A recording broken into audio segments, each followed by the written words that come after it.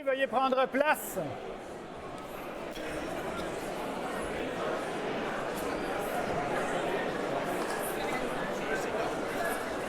La séance va se poursuivre.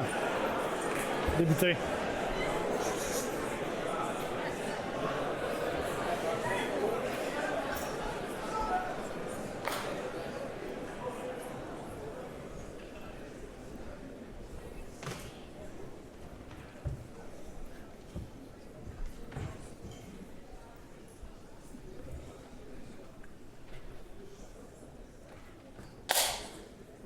Madame la Présidente,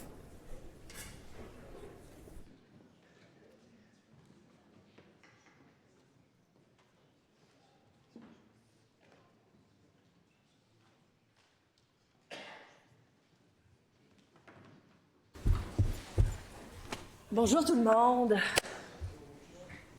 Décidément, je me suis ennuyée de vous. Messieurs, dames, le Parlement du Québec, c'est chez vous. Bienvenue. Messieurs, dames les députés, c'est avec une grande tristesse que nous avons appris le décès cet été d'anciens parlementaires de l'Assemblée nationale. Monsieur Paul Schooner, député de Yamaska de 1966 à 1970. Monsieur Michel Gratton, député de Gatineau de 1972 à 1989. Monsieur Rodrigue Biron, député de Lobinière de 1976 à 1980 et de 1981 à 1985. Monsieur Marcel Gagnon, député de Champlain de 1976 à 1985 et Monsieur Guy Rivard, député de Rosemont de 1985 à 1994. Alors, nous allons nous recueillir quelques instants en ayant une pensée toute spéciale, toute particulière pour leur famille et leurs proches. Merci.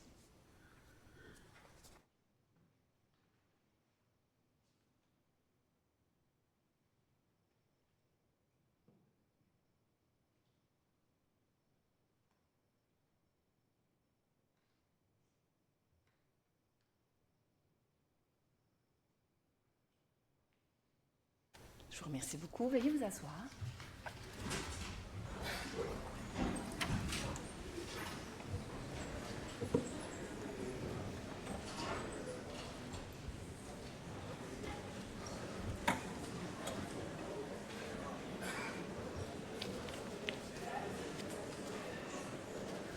Avant d'entreprendre nos travaux, je vous avise que le directeur général des élections a fait parvenir au secrétaire général de l'Assemblée nationale une lettre datée du 18 août 2025 dont je vous lis l'extrait suivant.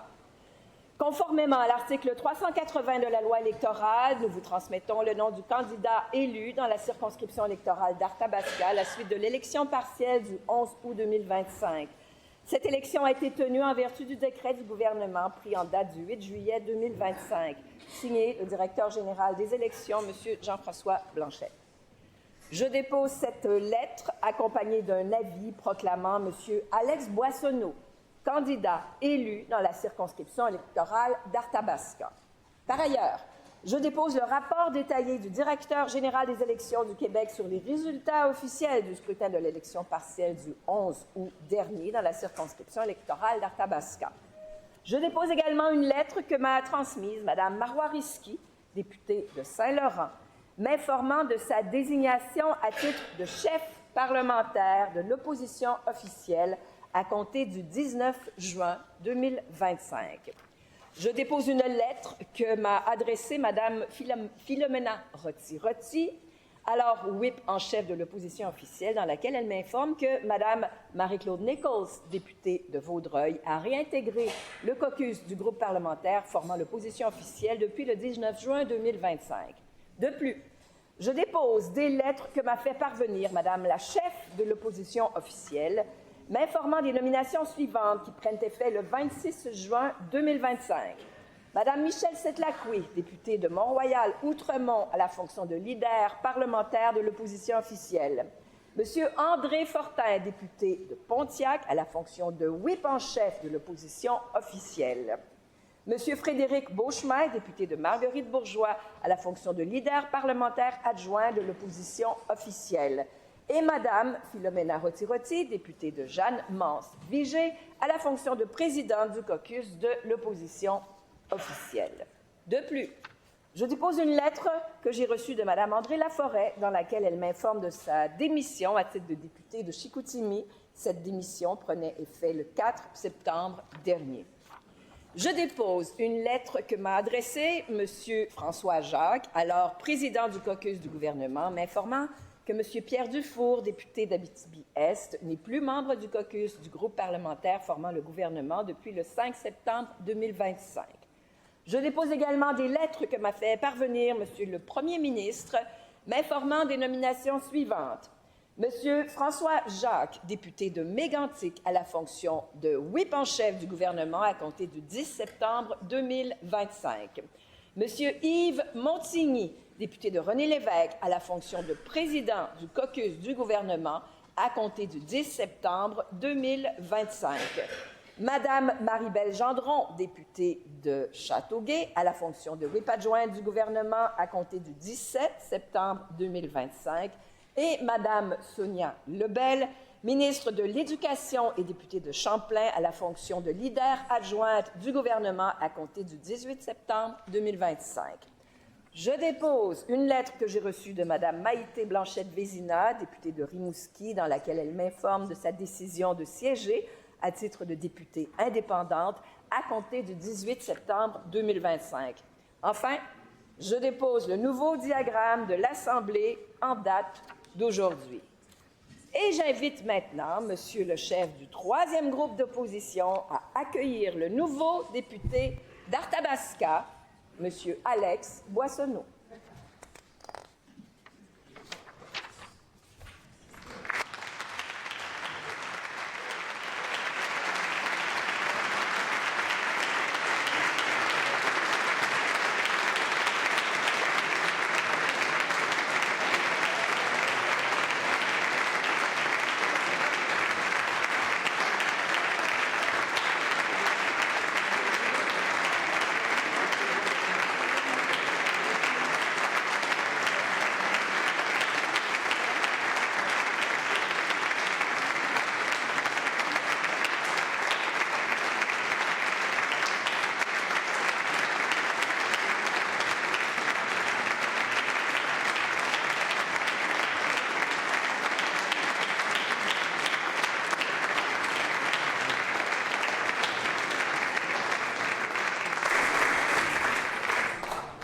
Nous procéderons maintenant aux allocutions pour l'accueil du nouveau député d'Arthabasca. Monsieur le chef du troisième groupe d'opposition, la parole est à vous.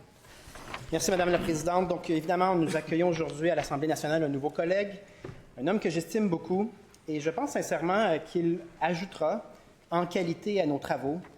On l'accueille dans un contexte singulier puisque nous sommes presque jour pour jour à une année d'une élection générale, donc 12 mois qui promettent d'être exaltants, qui ne seront pas de tout repos pour un nouveau député, parce que notamment je lui ai confié d'importants dossiers qui touchent tant nos régions que l'ensemble du Québec, avec les dossiers d'affaires municipales, d'immigration, d'agriculture, d'éthique et de relations canadiennes. Disons que le député d'Arthabasca aura des défis à la hauteur de ses compétences. Je sais qu'il saura également porter avec brio et donner avec justesse une réplique au ministre du gouvernement. Rigueur, intelligence, telles sont les valeurs qu'on essaie de continuer et de servir. Et je souligne au passage qu'il s'agit pour la première fois en 27 ans d'une première. Là, donc, les gens d'Arthabasca ont choisi un député du Parti québécois, ça faisait 27 ans. Ça implique des attentes élevées. Il avait un prédécesseur qui a bien servi l'Assemblée nationale et dont la notoriété est surprenante pour l'avoir vécu dans Arthabasca. Je parle de Jacques Barry. Un homme, donc, qui a profondément marqué sa région en faisant son travail de député. Et je sais que c'est l'aspiration du nouveau député d'Arthabasca d'en donner autant. Notre groupe parlementaire, donc, passe aujourd'hui de 3 à l'origine à 6. Et je veux dire un mot pour les 500-600 bénévoles qui ont permis ça. Là. Donc, vraiment, lorsqu'on parle de la démocratie, ce n'est pas seulement en cette Chambre, mais il y a des gens qui ne sont pas payés pour ça et qui participent activement à cette démocratie qui, dans le cas de cette élection partielle, nous a donné une victoire qui, pour nous, et j'espère éventuellement là, dans un avenir approché pour la population d'Arthabasca, pour nous est extrêmement significative. En terminant, je veux remercier du fond du cœur donc ces électeurs d'Arthabasca. Ils ont été à un niveau de participation compte tenu du caractère estival de ce scrutin. Ils ont été exemplaires en termes de taux de participation. Un exercice démocratique qui a également signifié qu'on faisait du porte-à-porte en plein été pendant que les gens étaient à leur piscine avec un cooler ou un verre de vin. Et ils ont tous été respectueux, à l'écoute, et ils sont allés voter. Et c'est ça que je veux qu'on retienne le plus de cet exercice-là. Notre démocratie a peut-être ses défauts, mais elle est toujours en santé. Et c'est ça qu'on doit regarder dans l'année qui vient, dans les décennies à venir, maintenir la vitalité et la qualité de notre démocratie qui, cette fois-ci, nous aura donné un 6e député qu'on apprécie énormément. Donc, un gros merci aux gens d'Arthabasca. Merci, Madame la Présidente.